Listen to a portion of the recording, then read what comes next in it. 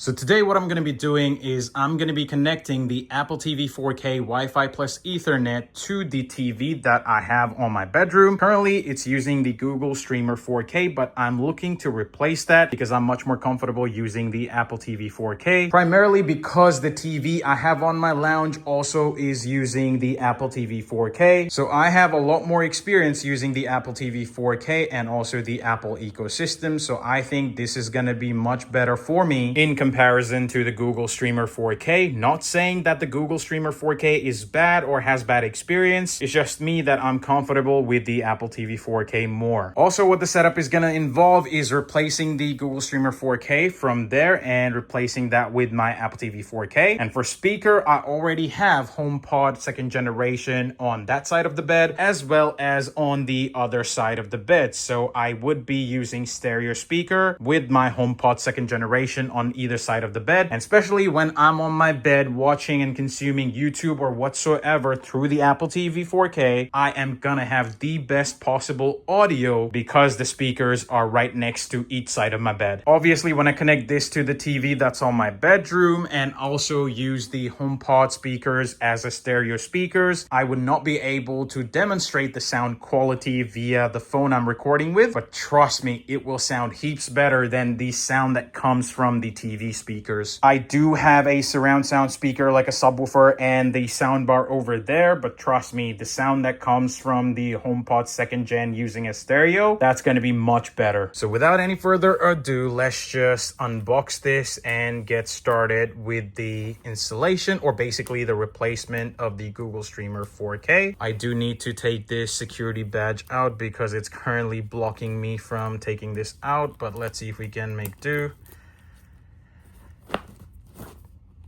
Okay, let's give this a go. One-handed.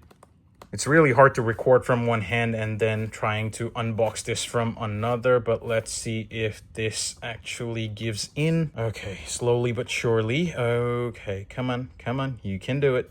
Come on, okay. So here we have the Apple TV 4K. It's tiny. If I lift this up and put it to the side, let's see what we get in the box. Let's lift this flap off and we can see there is the Apple TV 4K remote. What I would need to do is label this because I do have a remote for the Apple TV 4K that's in my lounge and I do not want to mix and match. I obviously do not know when I power everything on if the second remote, which is this brand new one, if this is going to be able to control my old Apple TV 4K, which is the same spec and same configuration that's already in the lounge. I don't think that's how that works, but we will know as I continue to use it. But yeah, let's take the remote out as well and let's lift this off, and I think there should be some cables here. I have previously done the unboxing for the Apple TV 4K. I will link the video maybe in the description, but yeah, this was back in my old apartment.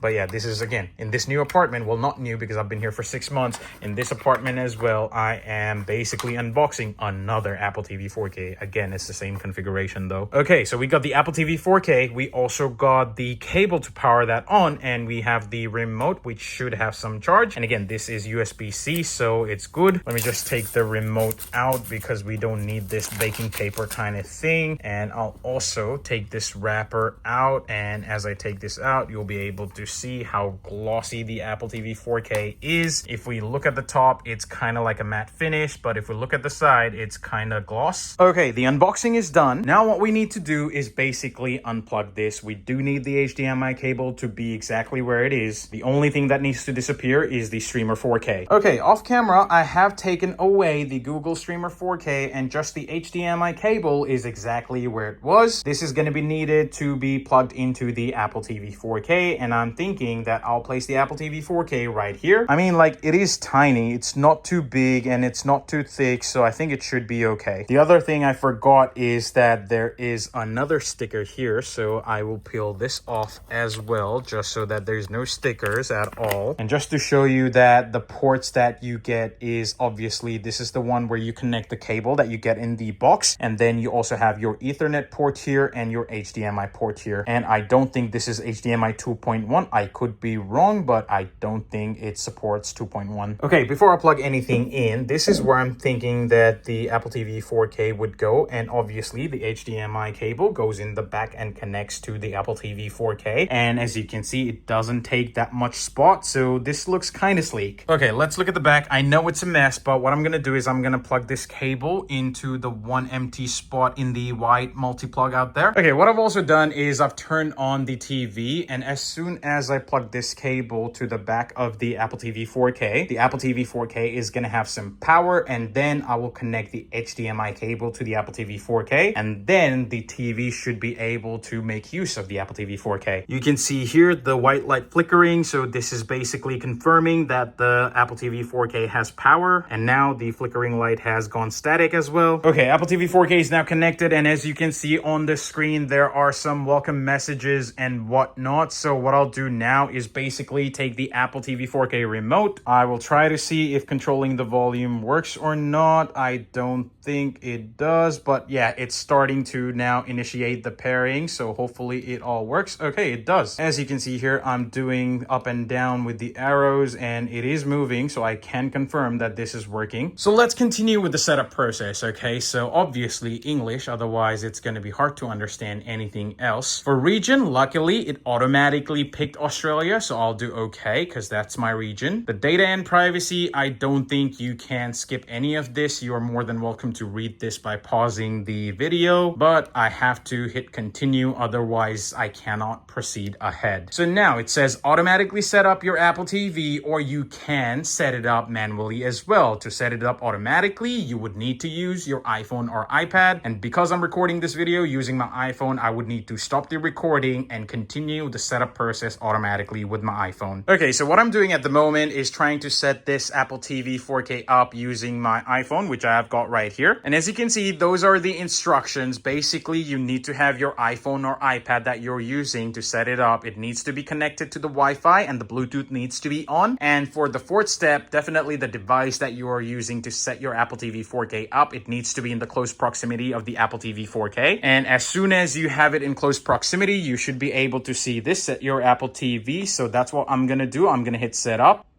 It's trying to connect, and it's now asking for authentication. So on my TV, I do see a PIN code. I'm going to type that up off camera. Now you can see on the TV, it's saying setting up your Apple TV, and you can see here as well, the same animation. It's activating the device. It's also setting up the Apple account, and it's also setting up iCloud. Now it's set up, and it's telling me that I can control the Apple TV with my iPhone by opening the remote app that comes in pretty much all the iPhones. Once you hit on that open remote button that you saw before, you'll basically be exposed to this kind of interface, which basically helps you navigate on your Apple TV using your iPhone. So what I'm doing now is I'm basically setting up the Apple TV, and I'm using my phone as the remote. As you can see, it works. I click and it basically does the job. So now the Apple TV 4K is fully set up, and what's happening here, as you can see, is the audio is now being set up for my Apple HomePod 2nd Gen. And once the setting up is done, then it will utilize the speaker that I showed you before that's on the either side of the bed, and it is going to have the best stereo sound. Okay, it took a while, but the speaker is now set up. It's going to be using my HomePod 2nd Gen speakers. Okay, now that the entire setup is done and the sound is coming from my HomePod 2nd generation, I'm going to be playing some no copyright sound. It is not going to have the same impact as it is having on me, because obviously I'm experiencing this live, and this whatever I'm going to be playing is going to be coming off my HomePod speakers and also being captured and, you know, like coming out of my phone's recording. So you might not be experiencing the same thing that I would be experiencing live, but I'll still give it a go.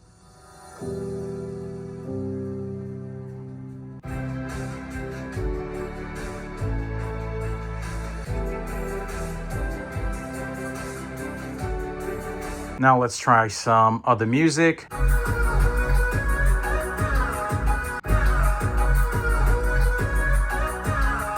So that's basically been it. Now that the Apple TV 4K is set up and the HomePod 2nd gen speakers are being used as stereo speakers, basically the unboxing and setup is done. That's what I wanted to capture in this video. So with that now being done, I think I'll end the video right here. So thank you for watching this video. I'll see you in the next one. Peace.